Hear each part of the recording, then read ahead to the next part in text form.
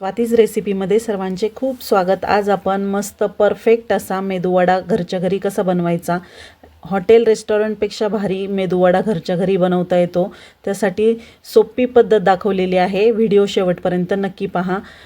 खूप छान असा कुरकुरीत, बाहेरनं कुरकुरीत आणि आतून मऊ लुसलुशीत असा मेदूवडा बनवण्यासाठी इथे आपण 1 वाटी डाळ घेतलेली आहे।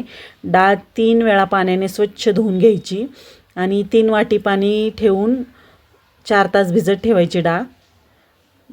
1 वाटी डाळीपासून भरपूर मेदूवडे होतात, त्यासाठी आपण इथे 1 वाटी डाळ 4 तास पाण्यामध्ये भिजत ठेवली होती।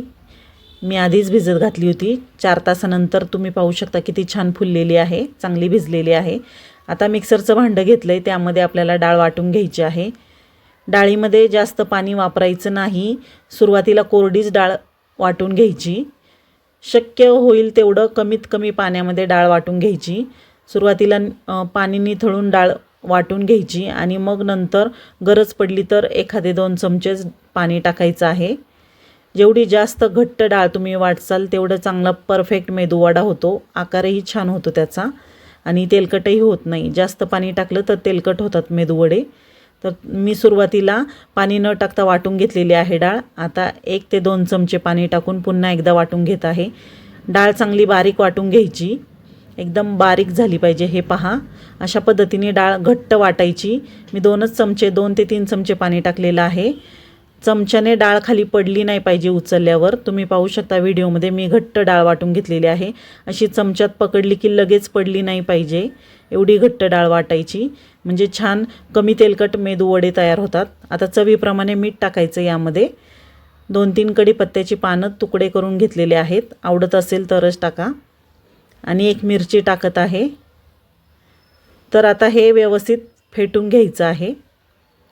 5 ते 7 मिनटं किंवा 10 मिनटं हे चांगलं फेटून घ्यायचं। जेवढं तुम्ही हे फेटून घ्याल त्याच्यामध्ये एअर तयार होते आणि त्यामुळे मेदूवडे आतून हलके मऊ कापसासारखे होतात, आतमध्ये जाळीदार मेदूवडे तयार होतात।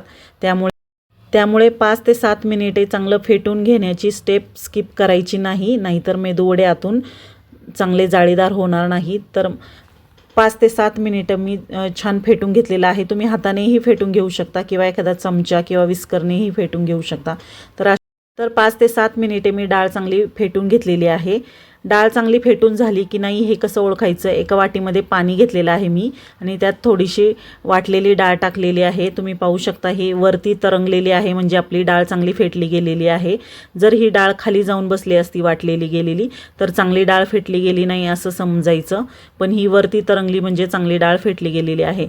आता इथे एक भाजीची पळी घेतलेली आहे, त्याला पाण्याने मागच्या साईडने ओलं करून घेतलेलं आहे। आता हे वाटलेली डाळ गोल आकारात त्यावर ठेवायची आहे आणि हाताच्या साहाय्याने व्यवस्थित गोल आकार द्यायचा आहे। व्हिडिओमध्ये दाखवल्याप्रमाणे वरनं प्लेन करून घ्यायचं आणि मध्ये असं पाण्यात बोट घालून गोल आकार द्यायचा, मध्ये होल करायचं आणि गरम तेलामध्ये अशी पळी उलटी करायची। प्रत्येक वेळेस ही स्टेप फॉलो करायची। पळी चांगली पुसून घ्यायची, पाण्याने मागच्या साईडने ओली करायची, मग त्यावर ही वाटलेली डाळीचं बॅटर टाकायचं आणि मध्ये होल करायचं आणि अलगद सोडायचं तेलामध्ये। पाणी लावणं गरजेचं आहे, पाणी लावल्यामुळेच तेलामध्ये मेदूवडा व्यवस्थित सुटला जातो। त्यामुळे प्रत्येक वेळेस मेदूवडा बनवताना पाणी लावून मगच पळीवर मेदूवडा तयार करायचा, म्हणजे अलगद सुटला जातो तेलामध्ये। तर व्हिडिओमध्ये दाखवल्याप्रमाणे सर्व मेदूवडे अशाच पद्धतीने करून घ्यायचे। आपण डाळ वाटताना जास्त पाणी नाही टाकलं, कारण पाणी जर टाकलं तर मेदूवड्याचा आकार गोल येत नाही व्यवस्थित, म्हणून पाणी कमीत कमी टाकायचं आणि तेलकटही होत नाही वडे।